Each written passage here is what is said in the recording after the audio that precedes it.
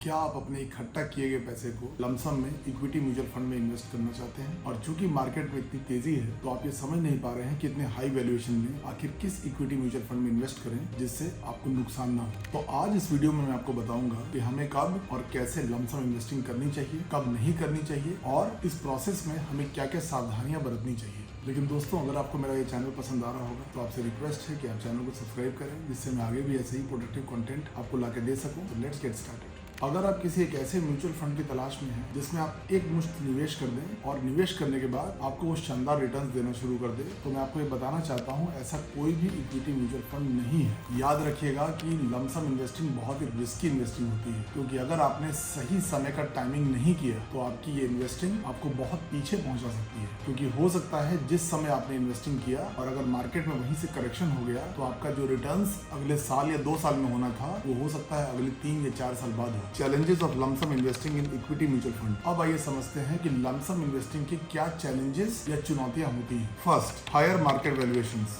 अगर जिस समय आप लमसम इन्वेस्टिंग करना चाहते हैं और उस समय मार्केट में जबरदस्त तेजी हो यानी बुल मार्केट हो, तो आप कैसे एक मुश्त निवेश कर सकते हैं। आप निफ्टी 50 के 5 साल के मंथली चार्ट में देखिए कैसे मार्च 2020 में कोविड पैंडेमिक के समय मार्केट गिरकर 7500 का लेवल हिट कर दिया, फिर रिकवर होकर मई 2022 में दुगनी यानी 15,000 का लेवल हिट किया, जुलाई 23 में 20,000 का लेवल हिट किया और अभी सितंबर 24 में ऑल टाइम हाई यानी 26,000 का लेवल हिट कर दिया। तो क्या आप किसी भी टाइम फ्रेम के ऑल टाइम हाई पर लमसम इन्वेस्टिंग कर सकते हैं? बिल्कुल नहीं, क्योंकि आपको वहां से करेक्शन होने का यानी गिरावट होने की पूरी आशंका बनी रहेगी। Second, not a master of technical analysis. अगर आप मार्केट की टेक्निकल एनालिसिस नहीं जानते हैं यानी chart reading, candlestick patterns, open interest analysis और प्राइस एक्शन, तो आप मार्केट को टाइम नहीं कर पाएंगे और मार्केट के बॉटम को आइडेंटिफाई नहीं कर पाएंगे। Third, risk of FOMO. Lump sum investing में हम फोमो यानी फियर ऑफ मूविंग आउट के शिकार बन जाते हैं। फोमो का मतलब है भ्रम की स्थिति। जैसे मार्केट में जब तेजी हो तो डर जाना कि मार्केट गिर सकता है, इसलिए निवेश नहीं करना, और मार्केट में जब गिरावट हो तो और ग्रीड कर ले लेना, जिससे कि और गिरावट होगी तो और सस्ते में हम इक्विटी खरीद पाएंगे। तो इसलिए ना हम ऊपर वाले लेवल पे खरीद पाते हैं ना हम लोअर लेवल पे खरीद पाते हैं। इस कंडीशन को कहते हैं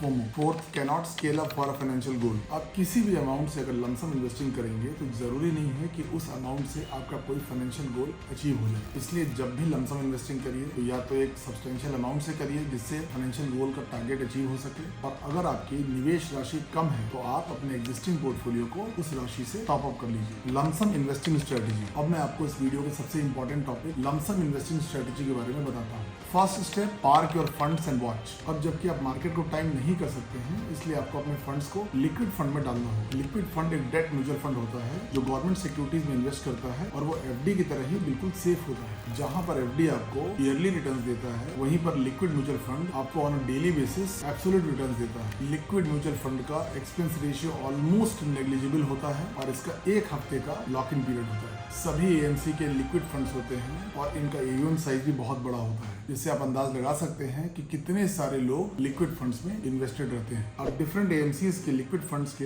एयूएम साइज का चार्ट देख सकते हैं। जो नए लिक्विड फंड्स हैं उनका छोटा एयूएम है और जो एस्टेब्लिश फंड्स हैं उनका 10,000 करोड़ से ज्यादा का फंड साइज है। इनकी 1 साल के रिटर्न्स को अगर आप देखें तो लिक्विड फंड्स ने ऑन एन एवरेज 7.5% का आउटस्टैंडिंग रिटर्न्स दिया है, जो किसी भी एफडी से ज्यादा है। तो हमें क्या करना है, आप लिक्विड फंड में अपने लमसम को इन्वेस्ट करके रख दीजिए और मार्केट में करेक्शन का सही मौके का इंतजार करिए इन्वेस्ट करने के लिए। Second step, identify the funds to invest. अब सवाल ये है कि आखिर किस इक्विटी म्यूचुअल फंड में हम इन्वेस्ट करें। तो इसका जवाब ये है कि आप म्यूचुअल फंड कैटेगरी को अपने इन्वेस्टिंग के टाइम होराइजन के हिसाब से डिसाइड करिए। अब लमसम इन्वेस्टिंग को ब्रॉडली हम 2 कैटेगरीज के हिसाब से कर सकते हैं। First, for a new mutual fund investor and second, for an existing mutual fund investor. So let's see, for a first time mutual fund investor, अगर आप पहली बार किसी इक्विटी म्यूचुअल फंड में इन्वेस्टिंग कर रहे हैं तो आपको ऐसे इन्वेस्टिंग करनी चाहिए। अगर आप 3 साल के लिए इन्वेस्टिंग करना चाहते हैं तो बैलेंस एडवांटेज फंड में इन्वेस्टिंग करिए। 5 साल के लिए इन्वेस्टिंग करेंगे तो निफ्टी 50 इंडेक्स फंड में इन्वेस्ट करिए। अगर 8 साल का इन्वेस्टिंग होराइजन है तो निफ्टी 50 इंडेक्स फंड और मल्टी कैप में 50-50% इन्वेस्ट कर सकते हैं। मल्टी कैप फंड्स में लार्ज, मिड और स्मॉल ईच कैप का 25% का एक्सपोजर होना चाहिए, यानी मल्टी कैप फंड्स में मिड और स्मॉल कैप का 50% का एक्सपोजर होता है,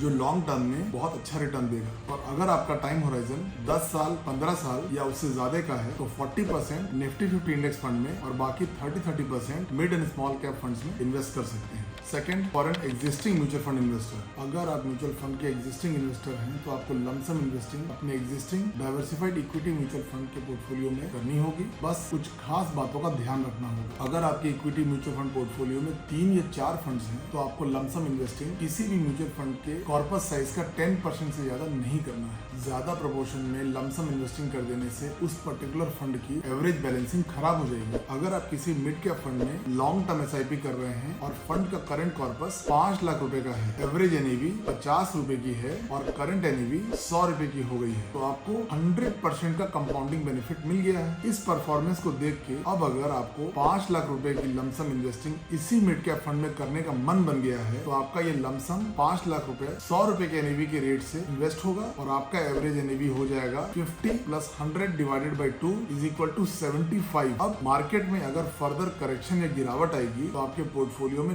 लॉस दिखेगा और आपका कंपाउंडिंग का इफेक्ट खत्म हो जाएगा। तो हमको ये गलती करते ही नहीं करनी है। अगर आपने 10% का लमसम अपने पोर्टफोलियो के 3-4 फंड्स में कर दिया है और आप थोड़ा लॉन्ग टर्म के हिसाब से एग्रेसिव इन्वेस्टिंग भी करना चाहते हैं तो आप 10% को किसी थीमेटिक फंड जैसे इंफ्रास्ट्रक्चर या PSU फंड या सेक्टोरल फंड जैसे IT, फार्मा या बैंकिंग फंड्स में इन्वेस्टिंग करके पोर्टफोलियो को डाइवर्सिफाई कर सकते हैं। लेकिन याद रखिएगा कि ये सेक्टोरल या थीमेटिक फंड्स एक साइक्लिक कैटेगरी के फंड्स होते हैं। इन्होंने पिछले समय में बहुत अच्छा रिटर्न जरूर दिया होगा, लेकिन आपको इन्वेस्टिंग करने से पहले इन साइक्लिक फंड्स के बारे में थॉरो स्टडी कर लेनी चाहिए। और इसके अलावा अगर आप अपने पोर्टफोलियो को सेफगार्ड करना चाहते हैं तो 10% आप गोल्ड फंड्स में भी इन्वेस्ट कर सकते हैं। Third step is the lump sum investing process. अब हम लमसम इन्वेस्टिंग प्रोसेस को समझने की कोशिश करते हैं। ये एक्टिव इन्वेस्टर्स के लिए और पैसिव इन्वेस्टर्स के लिए थोड़ा अलग होगा। First, for a passive investors generally salaried person होते हैं जो रेगुलर SIP के थ्रू मार्केट में पैसिवली इन्वेस्ट करते हैं और ये जनरली मार्केट को ट्रैक नहीं करते। पैसिव इन्वेस्टर्स को लमसम का 10% ईच अपने इक्विटी म्यूचुअल फंड में इन्वेस्ट कर देना चाहिए और बाकी के बचे पैसे को लमसम करने की बजाय SIP के द्वारा अपने पोर्टफोलियो के एसेट एलोकेशन के हिसाब से 6 से 12 महीने के SIP में इन्वेस्ट कर देना चाहिए। जैसे अगर आपके पोर्टफोलियो में 3 फंड्स हैं और उनका प्रोपोर्शन है निफ्टी 50 इंडेक्स फंड में 50%, मिड और स्मॉल कैप फंड्स में 25% है और आपको 5 लाख का लमसम इन्वेस्टिंग करना है तो आप 5 लाख का 10% यानी 50,000 रुपए आप अभी इन्वेस्ट कर दीजिए तीनों फंड्स में और बाकी के 3.5 लाख को लगभग 29,200 की मंथली SIP को पोर्टफोलियो के एसेट एलोकेशन के हिसाब से SIP कीजिए। जैसे इंडेक्स फंड में 40% यानी 11,650 रुपए की और मिड कैप और स्मॉल कैप फंड्स में 25% ईच यानी 7,300 रुपए की SIP करनी होगी अगले 1 साल तक। ऐसा करने से हमें लमसम का एडवांटेज भी मिल जाएगा और SIP द्वारा रूपी कॉस्ट एवरेजिंग का भी फायदा मिल जाएगा। एक्टिव इन्वेस्टर वो है जो मार्केट को एक्टिवली ट्रैक करता है और मार्केट के उतार चढ़ाव से घबराता नहीं है। अब चूंकि मैं खुद एक एक्टिव इन्वेस्टर हूँ, इक्विटी और F&O ट्रेडिंग भी करता हूँ, तो मैं आपको बताऊंगा कि एक इक्विटी इन्वेस्टर को इक्विटी म्यूचुअल फंड में किस तरीके से लमसम इन्वेस्टिंग करनी चाहिए, उसकी क्या स्ट्रेटेजीज है वो बताओ। First, find Nifty 50 PE ratio. सबसे पहले आप निफ्टी 50 के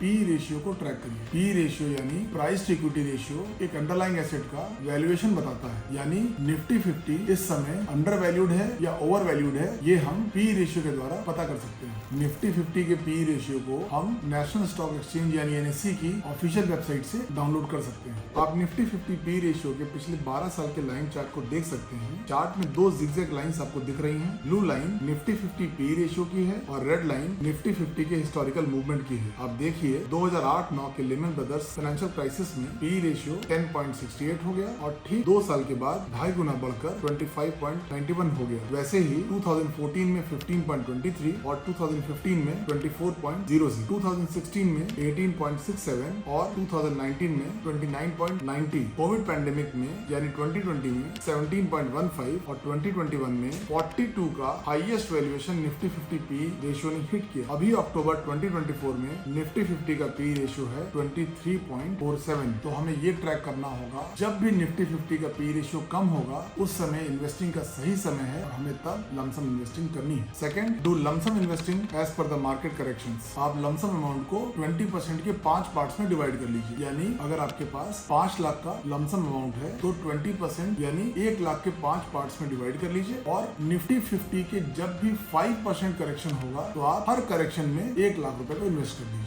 इसके अलावा आप अपने टेक्निकल पैरामीटर्स में प्राइस एक्शन को जरूर ट्रैक करिए। आप देखिए कि निफ्टी अगर अपने फोर्टनाइटली या मंथली सपोर्ट के आसपास पहुंच गया हो या फिर चार्ट में अगर 55 EMA के आसपास पहुंच गया हो तो ये एक बहुत अच्छी इन्वेस्टिंग अपॉर्चुनिटी होती है, क्योंकि ये टेक्निकल पैरामीटर्स हमें बताते हैं कि निफ्टी इस समय ओवरसोल्ड कैटेगरी में है और निफ्टी में यहाँ से रिवर्सल होने की प्रोबेबिलिटी बहुत अच्छी होती है। तो जैसे हमने अपनी स्ट्रेटेजी बनाई थी, लमसम को 5 पार्ट्स में यानी 20% के एक पार्ट को इन्वेस्ट करेंगे हर फॉल पे। ऐसा करने से हमारा रिटर्न्स बहुत ही अच्छा आएगा। हो सकता है कि ये रिटर्न्स आपके रेगुलर SIP के रिटर्न्स को भी बीट कर दे। ऐसा करने से आपको शानदार रूपी कॉस्ट एवरेजिंग होती है और ये आपके रेगुलर SIP से भी बेहतर रिटर्न्स दे सकता है, क्योंकि आपने टेक्निकल एनालिसिस के थ्रू निफ्टी के बॉटम पे इन्वेस्टिंग किया है। तो ये आपको बहुत ही आउटस्टैंडिंग रिजल्ट्स देगी। लेकिन याद रखिएगा, ये सिस्टम सिर्फ एक्टिव ट्रेडर्स के लिए है, ये पैसिव ट्रेडर्स के लिए नहीं है। उम्मीद करता हूँ कि लमसम इन्वेस्टिंग के स्ट्रेटेजीज आपको पसंद आए होंगे। वीडियो अगर पसंद आया तो इसको लाइक करिए, चैनल को सब्सक्राइब करिए, नोटिफिकेशन के बेल आइकन को दबाइए और अपने ज्यादा से ज्यादा दोस्तों को शेयर करिए। Have a good financial health. नमस्कार।